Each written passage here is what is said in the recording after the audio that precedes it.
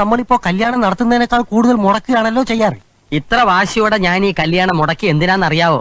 മാരുതിയും ലക്ഷവും ത്രേസ്യ കൊണ്ടുപോകാതിരിക്കാൻ. അല്ലടാ വണക്കൂസേ, മേനോന്റെ മകളുടെ കല്യാണം ദേവന്റെ കല്യാണത്തിന് മുമ്പാണ് നടക്കുന്നെങ്കിൽ അമേരിക്കൻ അമ്മായി ഈ നാട് വെച്ചേക്കില്ല, അറിയാവോ? പക്ഷെ വാളെടുത്തവൻ വാളാലെന്നാണല്ലോ രാമായണത്തിൽ പറയുന്നത്. ഏത് രാമായണത്തിലാടാ ഇങ്ങനെ പറഞ്ഞിരിക്കുന്നത്? അതെനിക്കറിയില്ല, ക്രിസ്തു പറഞ്ഞതാ. രാമായണത്തിലോ? എന്നാ ഖുറാനിലായിരിക്കും. ക്രിസ്തു പറഞ്ഞത് എന്തെന്നാൽ അവനവൻ പണിയുന്ന പാര അവനവന് തന്നെ ഏൽക്കുമെന്നാ. ഓടാ, അതൊക്കെ ചുമ്മാ പറയുന്ന. അമേരിക്കൻ അമ്മായി നീ പറഞ്ഞ ശരിയാടാ. എടാ, നീയൊക്കെ ചേർന്ന് എന്റെ മോന്റെ കല്യാണം മുടക്കില്ലേ? ഞങ്ങളോ? പിന്നല്ലാതെ നിന്റെയൊക്കെ ഒരു കമ്പ്യൂട്ടർ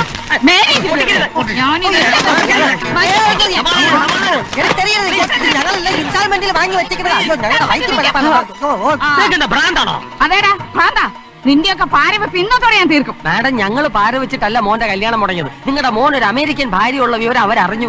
എന്റെ മോന് അമേരിക്കൻ ഭാര്യയോ? നീയൊക്കെ കെട്ടുകഥ ഉണ്ടാക്കിയതല്ലേ? അല്ല, ഞങ്ങൾ നേരിട്ട് കണ്ടതാ രണ്ടിന്റെ ഹണിമൂണ്. അവരുടെ പേര് പിയാന, ഡയാന, ക്രിസ്ത്യാനി പെണ്ണ. ക്രിസ്ത്യാനി പെണ്ണോ? ഞാൻ അറിയാതെ അവനൊരു ഭാര്യയോ? അതെ, ഞങ്ങൾ പറഞ്ഞതിൽ വിശ്വാസമില്ലേ മാഡം? ഞങ്ങളോടൊപ്പം വരൂ, അവരുടെ വീട് കാണിച്ചു തരാം. എന്നാ വാ, അവളെ ഒന്ന് കണ്ടിട്ട് തന്നെ കാര്യം. ഇല്ലെങ്കിൽ രണ്ടിനെയും ഞാൻ വാടാ. ആ